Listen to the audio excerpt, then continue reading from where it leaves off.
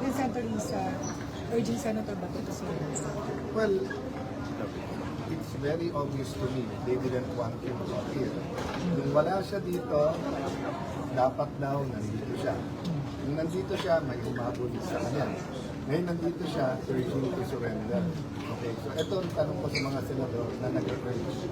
Pag naglabas ng ICC, ng warrant laban sa mga cabinet members, laban sa mga general natin, laban sa mga progressive leaders na accused of masturbation and raping, payag na sila na lahat yan, pulutin na lang tapos galing sa inyo.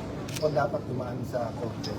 Senator Bato will surrender if it is a Philippine court that orders his arrest and he is allowed all legal remedies.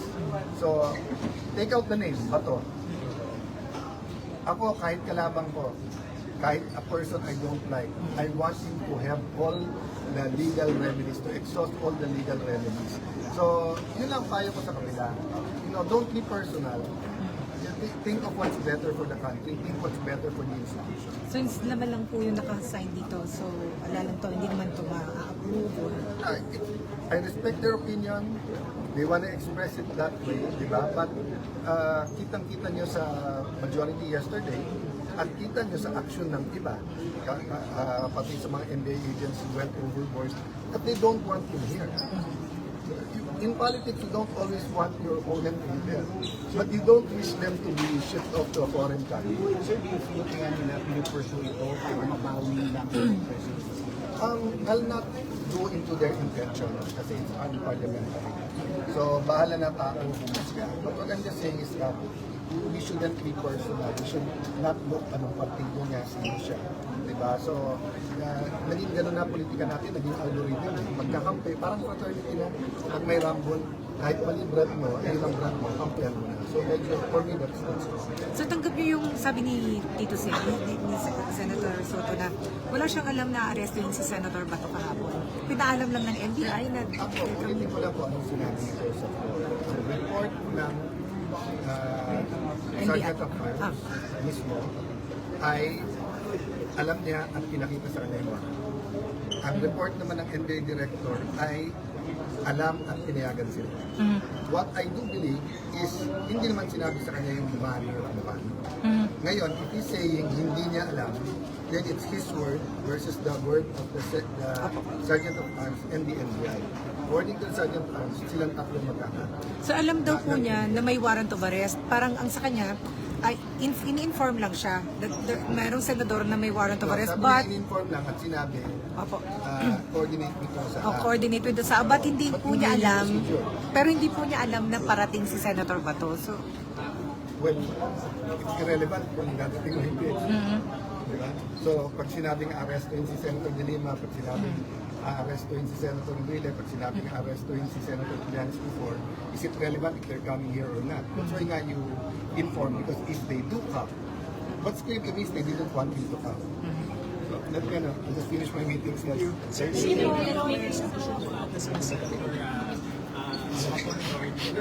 respect their opinion, but Senator Bato should be given the opportunity to exhaust all legal remedies. It should be a Philippine law.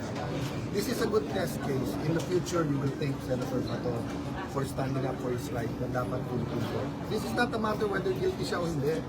In fact, he can be investigated here for the extrajudicial killings. So this is a question of our constitution versus a foreign court. Okay lang po. Thank you po. Thank you lang po. Until he has exhausted all legal measures and the Philippine courts tells him to the president. Okay, thank you po. Okay lang po.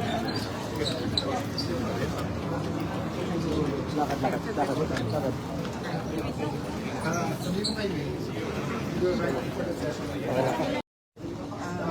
then Senator Lisa, urging Senator Bato to surrender. Well, it's very obvious to me they didn't want him here. Nung wala siya dito, dapat daw nandito siya. Nung nandito siya, may umabot sa kanya. Ngayon nandito siya, urging to surrender. Okay, so ito ang tanong ko sa mga senador na nag-urge. Pag naglabas ng ICC, ng warrant laban sa mga cabinet members, laban sa mga general natin, laban sa mga progressive leaders na accused of masturbation and raping, payag na sila na lahat yan, pulutin na lang tapos dalhin sa inyo. O dapat dumaan sa korte. Senator Bato will surrender if it is a Philippine court that orders his arrest and he is allowed all legal remedies. So, take out the name, Bato. Ako, kahit kalabang ko, kahit a person I don't like, I want him to have all the legal remedies, to exhaust all the legal remedies. So, yun lang payo ko sa kanila. You know, don't be personal. Think of what's better for the country. Think what's better for the institution. So yung laman lang po yung nakasign dito. So wala lang to, hindi naman to ma-approve. Or... I respect their opinion. They want to express it that way, di ba? But kitang-kita nyo sa majority yesterday at kita nyo sa action ng iba, pati sa mga NBA agents who went overboard, that they don't want you here. In politics, you don't always want your opponent to be there. But you don't wish them to be shipped off to a foreign country. Sir, do you feel kaya nila pinupursue ito para mabawi lang ang presidency?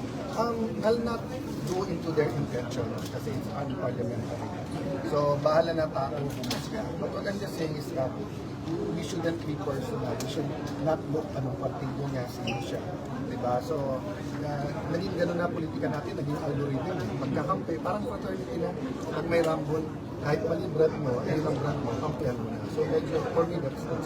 So tanggap niyo yung sabi ni Tito Sen, ni Senator Soto na wala siyang alam na arrestuin si Senator Bato kahapon.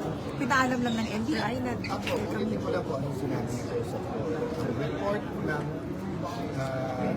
Sergeant of Arms mismo ay alam niya at pinakita sa kanya yung mga.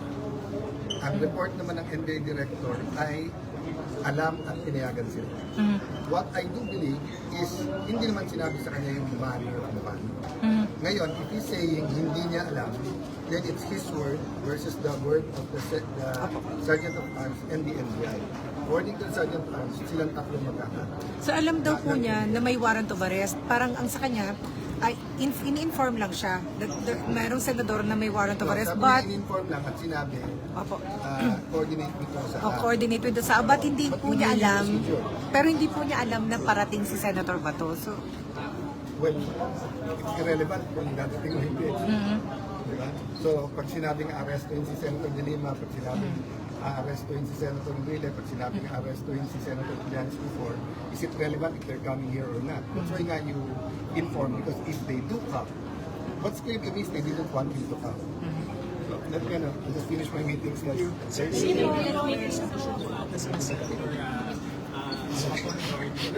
respect their opinion, but Senator Bato should be given the opportunity to exhaust all legal remedies. It should be a Philippine law. This is a good test case. In the future, you will thank Senator Bato for standing up for his right na dapat Philippine court. This is not a matter whether guilty siya o hindi. In fact, he can be investigated here for the extrajudicial killings. So this is a question of our constitution versus a foreign court. Thank you po. Nagpipil lang po. Until he has exhausted all legal measures and the Philippine courts tells him to the president. Okay, thank you po. Nagpipil lang po.